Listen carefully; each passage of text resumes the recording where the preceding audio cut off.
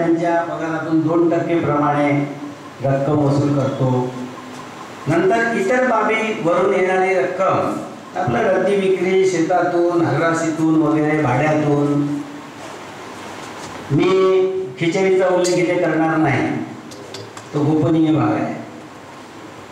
आणि नंतर आपला खर्च आपण करतो, पगारावर जातो, इमारतीची डागडुजी, डेस्क, बेंच, आगत स्वागत, आपलं प्रवास खर्च, निरनिराळे कार्यक्रम होतात, शाळेला लागणाऱ्या निरनिराळ्या सामानाच्या खरेदीवर, आणि हा रोज आपला काही ना काही या भागावर खर्च होतो।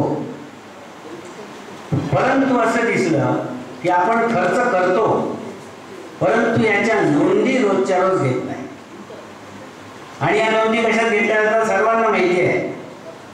इथे मुख्याध्यापकांसोबत लिपिके आलेले आहेत, जे हे अकाउंट्सचं काम पाहतात। त्यांनी विशेषतः या भागाची नोंद घ्यायची का रोजच्या रोज आपलं कॅश बुक हे मेंटेन केल्या गेलं पाहिजे, भरल्या गेलं पाहिजे रोजच्या रोज। आणि त्याचबरोबर अकाउंट हेड वाईज लेजरमध्ये आपण एंट्री घेतो, तर त्या लेजरला एंट्रीज केल्याच गेल्या पाहिजे। आता यामध्ये प्रश्न उपस्थित होतो सर्वसाधारण ऐकणाऱ्यांकडून की आम्ही ज्यांना कोणाला ॲडव्हान्स देतो त्याचे बिलच येत नाही, मग कसं एंट्री करायची? ज्या दिवशी बिल येईल त्या दिवशी एंट्री आणि तारीख तीच टाकायची, कोणती? ज्या दिवशी आपण एंट्री घेतो त्याची। कारण त्याचा जो लेखाजोखा अकाउंट्स आहे, हिशोब जो आहे, तो तुम्हाला आज भेटला असतो, त्या दिवशी भेटला असतो। म्हणून रोजचा आपला जो व्यवहार होतो, आवक आणि जावक, जमा आणि खर्च, त्याची नोंद रोजच्या रोज कॅश बुकात घ्या। मग दुसरा प्रश्न यात उपस्थित होतो किंवा दिवसभर हे चालूच असते, तर मग कॅश बुकात नोंद कशा घ्यायच्या त्याच्या त्या दिवशी? इथे आहे खरा मुद्दा। तुम्ही ठरवून टाकायचं की कॅश काउंटर किंवा कॅश ट्रान्झॅक्शन किंवा हे आवक जावक हे ट्रान्झॅक्शन फक्त 4 वाजेपर्यंत खुलं राहील, फक्त 4 वाजेपर्यंत। सांगा सगळ्यांना, नोटीस द्या, मुख्याध्यापकांनी फिरवता येते शिक्षकांकडे नोटीस, कोणी येतो 4 नंतर तुमचा कुठलाही अकाउंट आम्ही स्वीकारणार नाही किंवा कोणाला पैसे भेटणार नाही। 4 वाजता पूर्ण बंद, आणि मग 4 ते 5 किंवा 4 ते 6 तुम्हाला जितका वेळ लागेल कॅश बुक एंट्रीज घ्यायच्या, लेजरला एंट्रीज घ्यायच्या, आणि त्या दिवशी क्लर्कनी, जो संबंधित क्लर्क मेंटेन करत असेल त्याने त्याची खाली सही करायची, कॅश बॅलन्स आपल्याजवळ किती आहे तो त्यात मेंटेन होईल, आणि मुख्याध्यापकांची सही घ्यायची। हे करायचंच आहे, याची नोंद घ्या। एखाद्याला शंका असेल की हे शक्य तरी आहे का? शक्य आहे। हेड ऑफिसचं कॅश बुक हे डेली मेंटेन होते।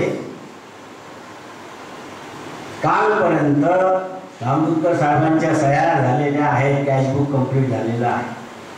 ते होऊ शकतं, पण आपल्याला सवय झालेली आहे की वर्क हे ॲक्युमुलेट करून ठेवायचं, साठवून ठेवायचं, आणि मग इतकं मोठं काम आहे।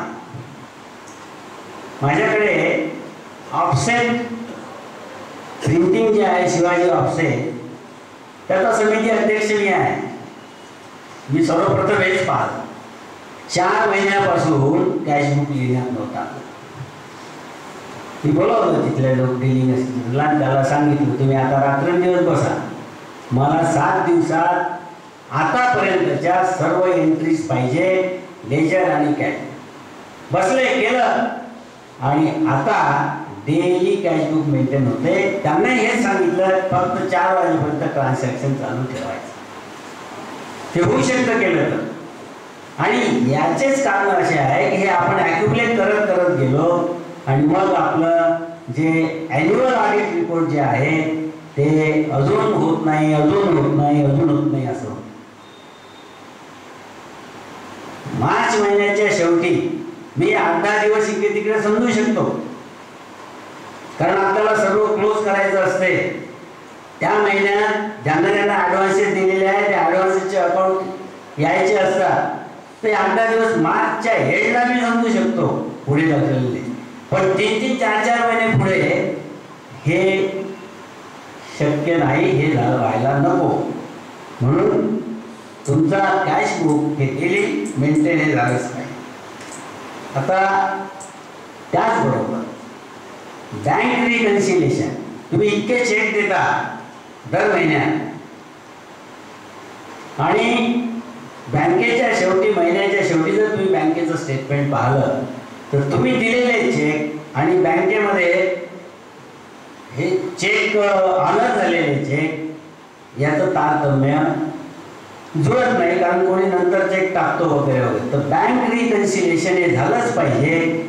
चुका अशा होऊन आल्या की तुम्ही महिन्याच्या शेवटी बँकचं स्टेटमेंट घेता, त्यातलं फक्त बॅलन्स किती आहे तो पाहता, तो कॅरी फॉरवर्ड करता आणि तो बॅलन्स आहे असं समजून मग पुढचे चेक देणं चालू करता. झालं काय 1-2 ठिकाणी पुढचे चेक दिले आणि चेक बाउन्स झाले. कशामुळे? लेस बॅलन्स. कारण तुम्ही पुढचे जे चेक दिले तो महिन्याच्या शेवटचा बॅलन्स धरून, तर त्या दरम्यान जे चेक आपले रिअलाइज नव्हते झाले ते रिअलाइज झाले, तुमचा बॅलन्स हा कमी झाला आणि त्यामध्ये असं झालं की तुमचा जो बँक बॅलन्स जो आहे तो नव्हता, म्हणून चेक डिसऑनर झाले आणि त्याची पेनल्टी बँकेने दिली. आणि डिसऑनर चेक होणं हे कायद्याने गुन्हा आहे, सर्वांना माहिती आहे. ज्यांचे डिसऑनर झाले ते आपले परिचित होते, ते समजू शकत होते आपली अडचण, म्हणून त्यांनी हा पुढचं पाऊल, जो गुन्हा दाखल करण्याचे पाऊल उचललं नाही, हे लक्षात घ्या.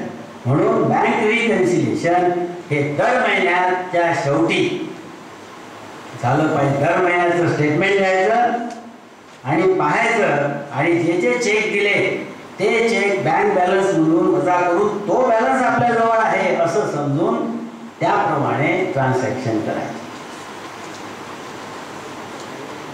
आता तुम्ही संस्थेकडून पावती पुस्तकं लिहिता, ही डिसिप्लिन आहे, म्हणजे सांगून राहिलो प्रत्येक, म्हणून ती शिस्त मी हा शब्द म्हणून वापरला तिथे. आणि असं मला दिसलं की वर्षभरती पावती पुस्तकांचा हिशोब तुम्ही देत नाही. बऱ्याच जणांनी दिलेला नाही, आम्ही परिपत्रकही काढलं, पण मला शंका वाटते की ते परिपत्रक मुख्याध्यापकापर्यंत जाते की नाही. कारण ज्या अर्थी ॲक्शन होत नाही त्या अर्थी परिपत्रक वाचूनही जर मुख्याध्यापक कार्यवाही करत नाही असं मला नाही वाटत, पण मुख्याध्यापकांच्या नजरेस येते की नाही. मग यासाठी काय करायला पाहिजे की जे परिपत्रक आहे ते मुख्याध्यापकांना तुमच्या वाचण्यात कसे येतील त्या तऱ्हेने तुमची यंत्रणा तिथे तयार करा. जो कोणी रिसिप्ट क्लर्क असेल त्याला सांगा की असे जे हेड ऑफिसचे पत्र येतात ते प्रथम मला दाखवा, मी पाहून घेतो आणि मग रिसिप्टला द्या. त्या रिसिप्टवाल्याला थांबा तुमच्याजवळ, त्याला 15 मिनिटं पहा परिपत्रक किती येतात हेड ऑफिसचे, पटपट वाचा आणि मग ते जाऊ द्या कन्सर्न माणसाकडे. पण तसं होत नाही. इतके परिपत्रक पाठवलेले आहेत, पण ज्या अर्थी त्यावर तुमच्याकडून आम्हाला रिप्लाय येत नाही त्याचा अर्थ आम्ही समजतो की एक तर ते तुमच्या वाचण्यात आलेले नसतील, किंवा वाचण्यात जरी आले तरी मग मानसिकता आपली कॅज्युअल अप्रोच अशी असेल. पण ही अपेक्षा गुरुजनांकडून केल्या जात नाही. गुरुजन तुम्ही आहात, प्रगल्भ विचाराची माणसं तुम्ही आहात, असं असताना असं होणं हे काही बरोबर वाटत नाही असं मला. तर असं होऊ देऊ नका. आणि हे पावती पुस्तकं आता त्याबाबत एक आम्ही परिपत्रक पाठवलं की 3 महिने पावती पुस्तक सोबत जवळ ठेवायचं आणि 3 महिन्यात ज्या काही पावत्या देणगीच्या पाडल्या असतील त्याचा हिशोब आम्हाला आणून द्यावा आणि मग तो हिशोब तिथे करून पुन्हा ते पावती पुस्तक घेऊन जावं. परंतु असं झालेलं नाही. म्हणून ज्यांच्याकडे पावती पुस्तकं असतील त्यांनी ताबडतोब, आता हा महिना संपत आला, हा महिना संपल्याबरोबर पहिल्या आठवड्यात त्या पावती पुस्तकांचा हिशोब आमच्या मुख्यालयाला द्यावा. दुसरा भाग असा की काही जण पावती पुस्तकाचा हिशोब देतात पण नवीन पावती पुस्तक घेऊन जात नाही. हेही बरोबर नाही. का घेऊन जात नाही? काय तुमच्याकडे कुठल्या पैशाची आवक होतच नसेल? ती होते, निर्णय माध्यमातून होते, विकास निधी करता होते, परंतु ती कॅश आपण आपल्याजवळ ठेवतो आणि अशी कॅश ठेवल्यानंतर तुम्हाला पैसा लागतो, बरोबर आहे, रोजच्या खर्चासाठी वगैरे, पण ती येणारी कॅश संस्थेमध्ये डोनेशन दाखवून मग तुम्ही घेऊ शकता किंवा इतका इतका खर्च केला हा हिशोब कशा खर्च केला, पण तो खर्च दाखवला जात नाही आणि मग त्याला वाटा फुटतात दुसऱ्या. एक स्कोप होतो खालपासून वरपर्यंत आणि ह्या घटना झालेल्या आहेत. वरुडला एका क्लर्कची घटना तुम्हाला माहिती असेल, 3 वर्षापूर्वी झालेली आहे. पवनीला घटना झालेली आहे. पैशाचा अपहार हा स्कोप आहे त्याच्यासाठी. जर तुम्ही असं कराल तर स्कोप नाही. पैसा येईलच, कुठून ना कुठून येतो पैसा, तर तो संस्थेच्या कॅश मध्येच गेला पाहिजे, संस्थेच्या अकाउंट मध्येच गेला पाहिजे. पावती फाडा डोनेशनची. डोनेशनच्या पावत्या कशा पाहायच्या नाही काही सांगणं आवश्यक नाही, तुम्हाला माहिती आहे. करावं लागतं तुम्हाला अनियमितता, त्याशिवाय होत नाही. ही तारेवरची कसरत तुम्हाला करावी लागते हे आम्हाला माहिती आहे. पण जी अनियमितता संस्थेच्या हिताची आहे त्याला आम्ही अनियमितता समजत नाही. परंतु जी अनियमितता स्वतःच्या स्वार्थाची असेल ती अनियमितता आहे, ही मी अनियमिततेची परिभाषा करतो. हे लक्षात घ्या. तर मग त्यामध्ये असा स्कोप नसावा अशी अपेक्षा तुमच्या सर्वांकडून आहे.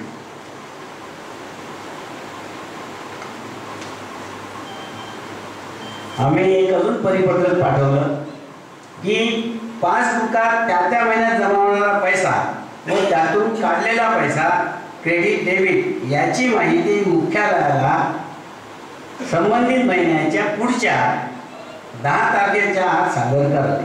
हे परिपत्रक आलं आहे सर्वांना, माहिती नाही? कोणाला माहित नाही हे परिपत्रक? हे मी रुजू झाल्यानंतर जुलै महिन्यातच पाठवलं, परंतु काही जणांची माहिती याबाबत येते आहे, पण काही जणांची माहिती येत नाही. ती 10 तारखेच्या आत आलीच पाहिजे, त्याची नोंद घ्यावी.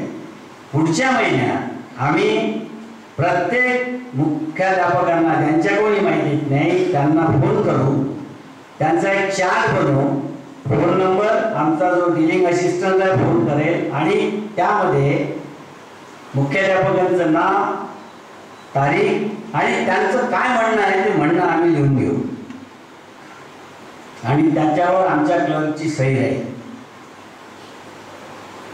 ही बाब आम्ही करू. We are taking it seriously की ज्या सूचना परिपत्रक हे मुख्यालयातून येतात त्या पाळल्याच गेल्या पाहिजे. आणि तसं महिन्याच्या शेवटच्या दिवशी शिल्लक असलेल्या रकमेची माहिती सोबत सादर करावी असे म्हटलं की त्या पासबुकात शेवटची शिल्लक 30 तारीख 31 तारीख किती आहे त्याची माहिती 10 तारखेच्या आत द्यायची आहे. हे परिपत्रक सर्वांना आलेलं आहे. जास्तीत जास्त आवक, आता बघा बाबासाहेब जैनांनी सांगितलं किंवा आम्ही 2च्या ऐवजी 5% हे करायचं आहे. ठीक आहे, हा तर आपला अंतर्गत बाब झाली.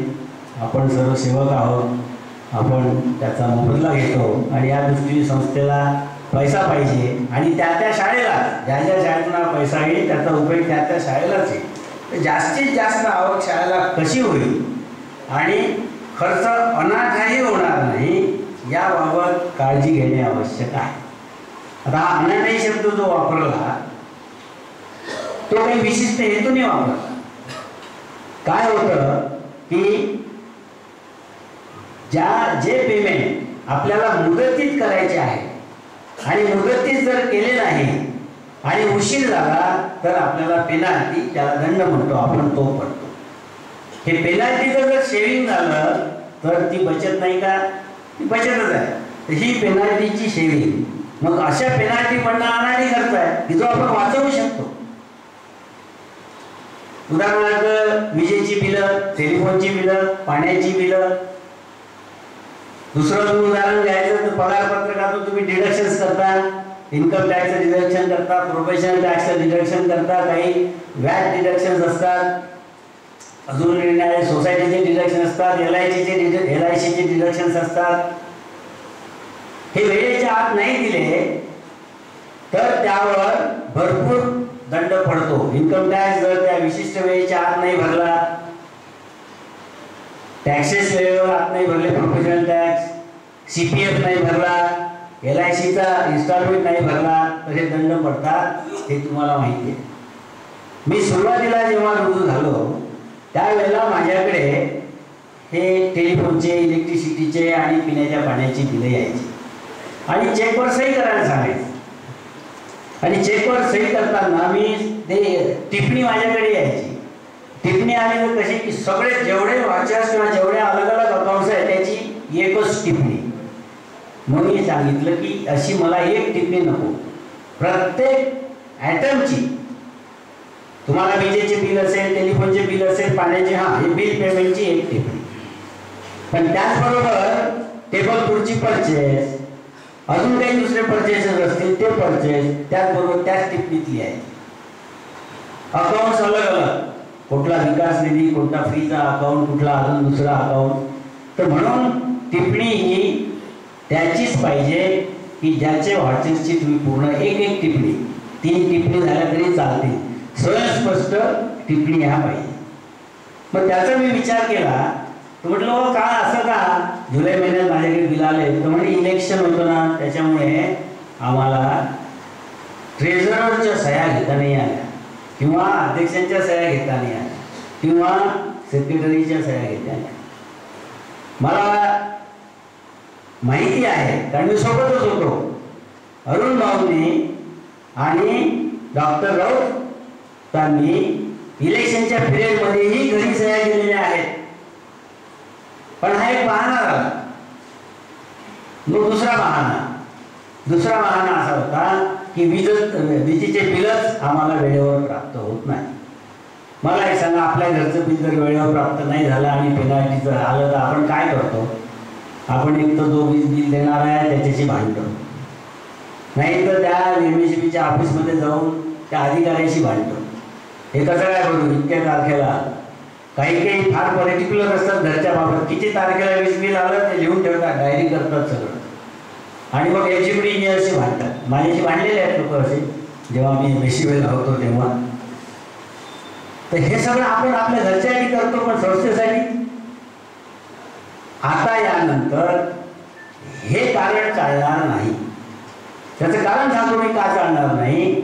आज इंटरनेट फॅसिलिटी आहे, ज्यांच्याकडे इंटरनेट फॅसिलिटी आहे, नेटवर MSEBचं बिल तयार असते, नेटवर टेलिफोनचं बिल तयार असते. तुमच्या इलेक्ट्रिसिटीच्या बिलात 3 ड्यू डेट येतात, 3 तारखा येतात. एक तारीख असते ती प्रॉम्प्ट पेमेंटची आहे. ती पॉलिसी आहे MSEBची किंवा यांना प्रॉम्प्ट पेमेंटसाठी जर काही डिस्काउंट दिला तर पैसा लवकर येतो. तो सर्वसाधारणपणे त्या महिन्याच्या पहिल्या आठवड्यातच पैसा येतो, तो त्यांना प्रगतीसाठी, त्यांच्या स्कीमसाठी उपयोगाला येतो. तर ती एक तारीख असते, इफ पेड अप टू, त्या तारखेला इतके पैसे भरावे लागतात. त्यानंतर ड्यू डेट म्हणून येते आणि if paid after due date किती पैसा. तर जे इफ पेड अप टू, जे प्रॉम्प्ट पेमेंटची ड्यू डेट असते ती तारीख आणि आफ्टर ड्यू डेट त्याचा फरक पहा, पेनल्टीचा किती आहे. मी हे वर्कआउट केलं. आपल्या 270 संस्था आहेत. या 270 संस्थांनी जर ठरवलं की वेळेच्या आत बिल भरायचं नाही किंवा नाही भरलं तर आपल्या संस्थेला दर महिन्याला 1 लाख रुपये दंड, 1 लाख रुपये penalty. I have work it out. उगीचच पैसा. आणि मग हा झाला इंटरनेटचा. दुसरं उपाय कसा, तर पुढे त्या MSEBच्या ऑफिसला जा, जी तुमची इफ पेड अप टू जे प्रॉम्प्ट पेमेंट ड्यू डेट आहे त्यातून 5 दिवस मायनस करा, त्या तारखेला MSEBचे बिल तयार असतात.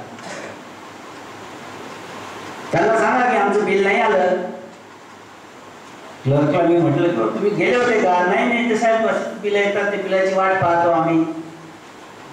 हा स्कोप नाही.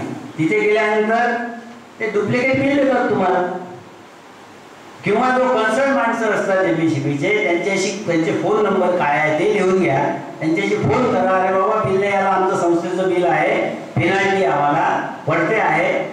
तर तो म्हणतो या ऑफिसला घेऊन जा. डुप्लिकेट बिलाची पद्धत आहे. याबाबत कोणी काही ऍक्शन घेत नाही. उशिरा आलं म्हणून पेनल्टी, म्हणून उशिरा आलं म्हणून पेनल्टी, हे कारण यानंतर ऐकलं जाणार नाही. आणि पेनल्टीचं बिल आल्यानंतर जे डिलिंग असिस्टंट आहे त्यांच्या पगारातून ही पेनल्टी काढल्या जाईल, ही नोंद करून ठेवा. आणि मुख्याध्यापकांनी याची नोंद घ्यावी की त्यांनी आठवण ठेवावी की अरे बाबा बिल आले काय झालं, त्यांनी मॉनिटर केलं पाहिजे. 1 लाख रुपये संस्थेचे वाचतात हे लक्षात घ्या.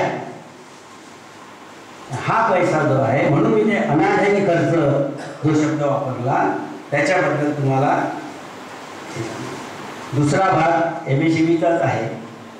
तो असा आहे की आपली जी संस्था आहे, हायस्कूल कॉलेज, ते यासाठी जे मीटर्स लागलेले आहेत, यासाठी जे आपलं इलेक्ट्रिसिटी कन्झम्पशन होते त्या कन्झम्पशनवर इलेक्ट्रिसिटी ड्युटी माफ आहे.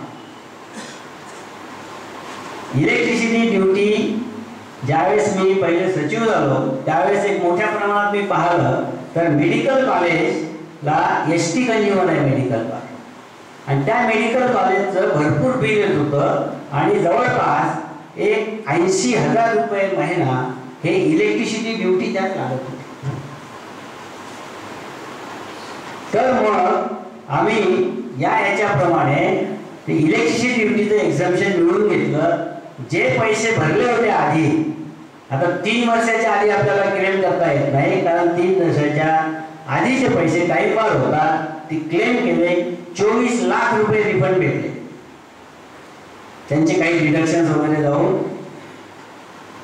मेडिकल कॉलेजला 24 लाख रुपये रिफंड भेटले. आणि आता दर महिन्याला त्यांचे इलेक्ट्रिसिटी ड्युटीचे 1 लाख रुपये वाचतात. या इलेक्ट्रिसिटी ड्युटी बाबत तुम्ही लोकांनी काय करावं, कुठे अर्ज करावा, म्हणून त्या अर्जाचा नमुना तुमच्या सर्वांजवळ दिलेला आहे. तुमच्याजवळ जे पाकिट असेल ना, त्या पाकिटातून पहा, वाचले असेल कोणी, तो तसा अर्ज आहे. आणि त्याच्याबाबत मी आता हे इथलं जे कॉलेज आहे त्या कॉलेजचं सहज एक त्याचं बिल मागवलं मी. इथे इलेक्ट्रिसिटी ड्युटी पडते.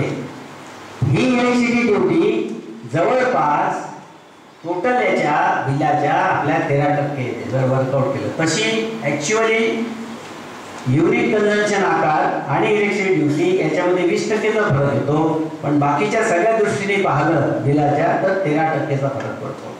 आपल्या संस्थेचं इलेक्ट्रिसिटीच्या अगेन्स्ट बिल जातं 2 कोटी रुपये वर्षाचं. आता 2 कोटीचे 13% पहा किती होतात, 26 लाख रुपये होतात. असं आपण समजू, म्हणजे 2 लाख रुपये महिना यात वाचू शकतो. काय तुमच्याकडे नवीन आहे की नाही बातमी? आणि हे मी 5 वर्षापासून पाठीमागे लागलो होतो. नो वन हॅज बॉदर्ड, मागे पत्रही दिलेले आहे. पण आता लक्षात ठेवा की अशा तऱ्हेचं पत्र तुम्ही सगळ्यांना द्यायचं. तुमच्याकडे तो पत्राचा नमुना आलाय, हे मला हा असा नमुना दिला. यामध्ये सहाय्यक विद्युत निरीक्षक यांना आपल्याला लिहायचं. बघा, याचा एमएससीबीशी डायरेक्ट संबंध येत नाही, कारण ही गव्हर्नमेंटची ड्युटी आहे. एमएससीबी आपल्याकडून याच्या अगेन्स्ट पैसा घेते आणि तो दर महिन्याला याचा इथे भरतात गव्हर्नमेंटला. आणि तो जर नाही भरला काही विशिष्ट मुदतीच्या तर एमएससीबीला दंड पडतो. हे लक्षात घ्या. तर विद्युत शुल्क इलेक्ट्रिसिटी ड्युटी माफ करण्याबाबत हे लिहायचं.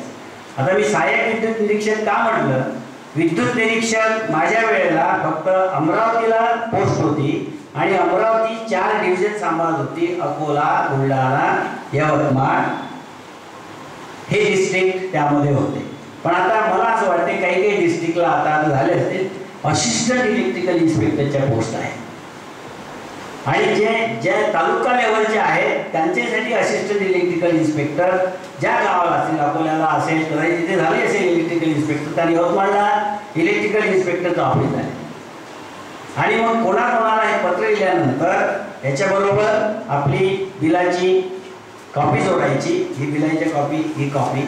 नंतर ही माग आहे आपल्याला तुमच्या इलेक्ट्रिसिटी ड्युटी ॲक्ट 1958च्या सेक्शन 3(2)(3)A नुसार. आणि त्या माफीचं ते पत्र दाखवतो मी तुम्हाला, म्हणजे त्याचे वर्डिंग वाचतो, तुम्हाला माहिती